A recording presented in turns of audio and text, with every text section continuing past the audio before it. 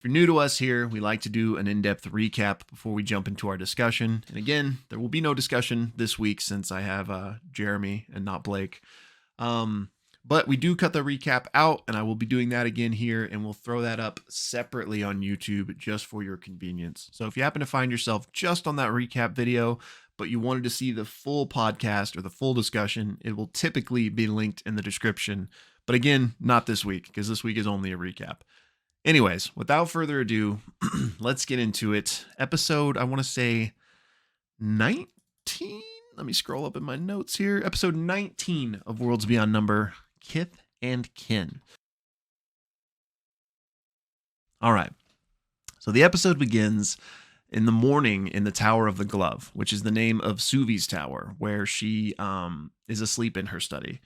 And Ame is also asleep in the guest quarters, and she's already made the place her own. Like, she's fully made a nest of it, trinkets, pillows, blankets, the lot. So Ame wakes up first, and she finds a few poems written by Suvi's ink demons, one of which is this key to wizardly grammar, which actually will serve as a reroll for one arcana check of her choice, a one-time use made by Enzo. So, meanwhile, Ursulon was actually not sleeping in the tower. He was sleeping at the training grounds just in the grass. So he wakes up, makes his way back to Suvi's tower, and finds her in the study asleep, scattered amongst all this research and notes that she had been diving into from her parents. And Ursulon, taking a look at this, notices two names, the names of Suvi's parents, and he also notices mention of a badger in the Battle of Starling's Ford. So those things obviously interest him, and he takes a closer look. And he thinks that since he sees Suvi's parents' names, that the magic of the name cloak ceremony might end or cease upon death. So he learns that Soft was a conjurer, and that there are lots of drawings he did of the spirits, and he traveled to the spirit world, or what he called the near spirit, which is a term that is unfamiliar to Ursulon, but he gleans that it's what humans refer to as the spirit world that is closest to Ymora. So he sees that also amongst these notes that Soft was disciplined when he was young, for accidentally releasing a bunch of the bound spirits within the Citadel. And some of these spirits Ursulon doesn't even recognize, he's never heard of them before. And not just in name, but in type. At this point, Ame has woken up and makes her way up to the study to see Ursulon and Suvi. And Suvi is waking up at this point. She had a long night, obviously, of research and study, and discovered that her mom originally was studying under the name Chandri Newell, and was going to join the College of Divination, but that was before she was dismissed from the Citadel. And then she got dismissed. A few months later, she got readmitted, and at that point, she joined the College of Abjuration, specifically on the study of meta magic, the study of magic itself, spells, counter spells, dispelling, all that jazz. And it's at this point that she had accused, or the incident here, so not at this point, before, when she got dismissed, was because she had accused one of her teachers of treason, the wizard Sleep, we find out. And there were just records of this, and that's what Suvi was pouring into. So she finds, related to this, an open letter that her mother had sent, to the Archmagi, just about the situation. And the final portions of the letter are as follows. Of the three metaphysical axioms put forward to the mages of this citadel, the axiom of interpolation, mediation, and proliferation, this third axiom does not describe any actual truth of the lingua arcana, nor does it more broadly describe any facet of the greater binding. Rather, this axiom is pure intellectual technology that serves a political purpose within the citadel. Given as magical writ for the expedition of citadel convenience, the ramifications of this being made magical law sully every instance of the lingua arcana that it touches. It is a danger to the future of wizardry, when the convenience of its acceptance have long since passed, or it will be a danger to the futures of wizardry when the convenience of its acceptance have long since passed.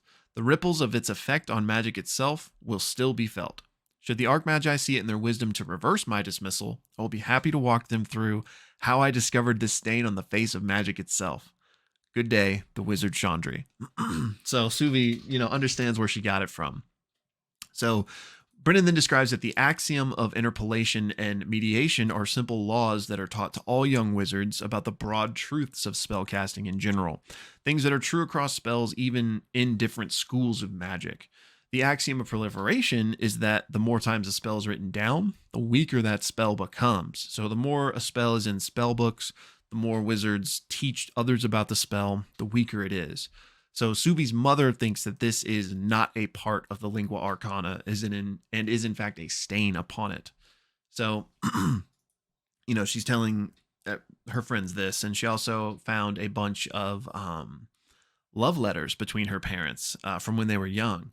And through this information, she gleaned that her mom was like always getting frustrated about large things, and her father was getting like frustrated about smaller things. So they were kind of a good match. She also found out that her mom was friends with the artificer Galt, and that there wasn't much communication between her mother and her father when her mother was dismissed. She finds references, though, in their letters of a trip to a city called Cairo.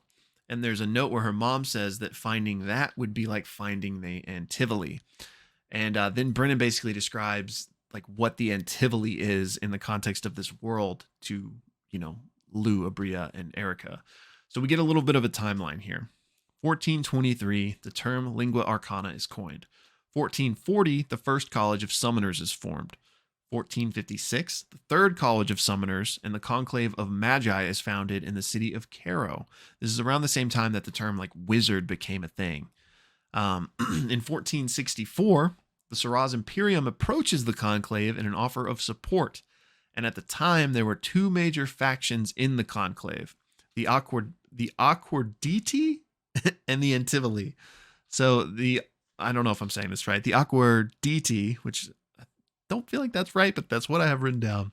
Their philosophy was that the lingua arcana should belong to all people, and that they wanted to accept the Siraz Imperium's help in order to like spread the knowledge of this to the world. However, the Antivoli were on the opposite side of things. They did not want to accept the Siraz help. So this caused a massive split, a massive debate. And in 3 years' time, there was this came to a boiling point, which was known as the Cataclysm of Cairo, which was a violent conflict between these two parties. The Antivoli was defeated, and 3 years after that, in 1470, the creation of the Irian, the Tower, and the White Desert all came to be. So Suvi in these notes saw that a trip to Cairo was mentioned.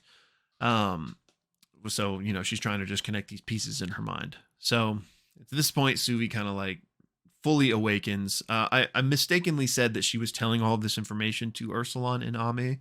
That was incorrect. This was just kind of, we were getting filled in on what Suvi had studied.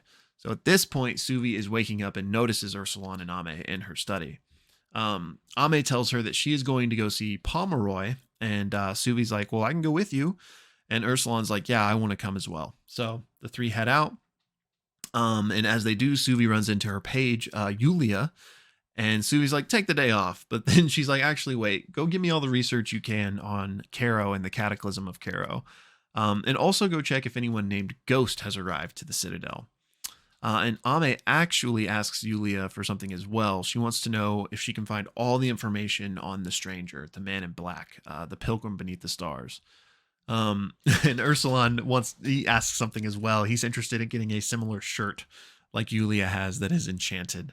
But then the party heads out. They go to Xiao Court, which is the home of the College of Conjuration. And as they arrive in Gossamer Plaza, it's beautiful. There is a big fountain, and in the water, there are reflections of things that aren't there, as if it's almost like you're looking into a portal into another place. There's also all of these butterflies swarming around, and they actually flock to Ursulon. And they, are gathering on Ursulon in different places. And the way they gather actually kind of begins to form Ursulon's true form. Because remember, he is in his glamour right now. And we find out that Conjuration is a school most concerned with spirits, including binding them. So Ursulon is wondering if these butterflies are like bound here, or if they are attuned here, or attuned, maybe someplace other than the Irian. And Suvi explains that there are some in jars that serve as early warning systems for wizards, because they are highly sensitive to movements of the spirit. which is why they kind of flocked to Ursulon. And in the reflection of the butterfly's wings, um, Ame looks into them and she sees herself, but in a like fox-like appearance, like a fox-like form. So they kind of show your true self in a way. Anyway, but speaking of the fox, he then jumps up and eats a bunch of the butterflies because they are real and not illusory like most of the critters in this place. Um, so the crew then enters the big building that they came to, and they're in like this gallery-esque room with tons of different paintings on different sections of walls. And as Suvi's walking by, she can tell that like some of them are ancient, and each one depicts like totally different things. Like one has an 8-legged horse, another has a lion with a devil's tail and 3 eyes. Another with a seaside castle and 4 hounds that are like barking up at something, but what they're barking at isn't there. Um, and in fact, a lot of these paintings all have something that's like seemingly missing, focuses of the paintings. And it's at this point that a voice speaks out and approaches them. And it's this man with paper white skin. And he says, for the reasons of safety, some things like descriptions, accreditations, or even subjects of the paintings themselves are kept aside from the portraits. This is Pomeroy. He is the docent of the Kassoff collection, and he says he will serve as their guide. Introductions are made, and Ame asks if Pomeroy knew Grandmother Rin. And she rolls an insight check on this because she realizes that like there is no love lost here. Like she's not getting any warmth from Pomeroy. And Pomeroy is like condolences for Grandmother Rin's passing, and insight checks are rolled, and they can tell that Pomeroy like hates Ame. Like he clearly was not a fan of Grandmother Rin. So Suvi actually asks like, what was going on with this painting? Like, is something missing? And he says that, yeah, the subjects of the paintings can appear and disappear. And the normal subject of that painting you're looking at with the dogs is a questing beast. And then Pomeroy creates like an illusion to show what a questing beast is. And it's like this lanky prey animal with a snake head and tons of eyes, but like leopard spots and long feet with like claws. It's also known as a gladyscent. Questing beast is just the colloquial name that knights gave it because they would seek out and quest for it, like for honor. And so Suvi asks, well, where do the subjects go when they're not in the painting then? And Pomeroy says that, he's not really the one to answer that. Like she should talk to some of the conjurers if she wants to know that. And at this point, Pomeroy kind of like steps away, and Ame gives a nat 20 perception. And so as he walks away, she can tell that in Pomeroy's shadow, there's like a glimpse of his true form because he's wearing a glamour, and that Pomeroy is enormous. She also notices that in the picture of the lion that I mentioned earlier, the third eye on its forehead opens up, and the lion like turns to Ame. And she hears in her head, "This is not a kind place." And then the lion vanishes. Ame takes a closer look at some of the paintings at this point, and she can tell that like there's like magic woven in to the brushstrokes, and there are glyphs of like binding and capture here. The collection, the Kassoff collection, does not refer to the paintings itself, but what the paintings hold. It's at this point that Ursulon decides to kind of like open himself up to the world of the spirits and realizes that he is surrounded by them. He can hear like voices and whispers all around, and then suddenly he feels something like kind of like touch him deeply. Brennan describes it as like touching a spider web, and he hears a voice in his mind. It says, "Deep within, 2 floors below, I can tell you of your father, little cub. Tell you of your sister. Tell you of your mother. Whatever you wish. These secrets I am happy to share." Ursulon asks, "What is your name?" It responds, "Long years in the world of mortals, my name you cannot have, little one, but you can call me Opalfind. I'm waiting for you downstairs. You better hurry or Pomeroy is going to roll you up and put you on the wall." So at this point, Ursulon rolls an insight check and is looking at that photo of the missing questing beast, and he can see a little symbol on it. And as he looks at that symbol, he gets this feeling like he's standing on the edge of a cliff, like about to be pushed over and fall forever. So like he's just getting fear about like actually being captured, like this voice is threatening. And then Ursulon basically just takes off running downstairs to go look for this voice. He doesn't explain why. So Suvi kind of like tries to get in his way, and he just brushes her out of the way and knocks her down. And at this point, Pomeroy is like walking back towards them, seemingly as well. So Brennan actually asks for initiative to figure out the order here. And we actually have Ame, Ursulon, Suvi is the order. So Ame helps Suvi up, and they go chasing after Ursulon. And she actually tells the fox to distract Pomeroy. So the fox starts peeing on a painting, and Ursulon heads down the stairs. Downstairs, it's more of the same, but the walls are more empty.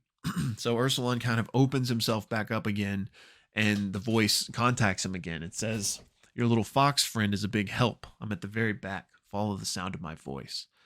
So Ursulon arrives at this painting, and on it is like this figure that's like crouched like a gargoyle in a throne. Um, a throne made of white marble that's covered in like these golden drapes, and in the painting is like a knocked over table with wine spilled everywhere, and in the back is like the silhouette of a city that's just on fire, like just destroyed.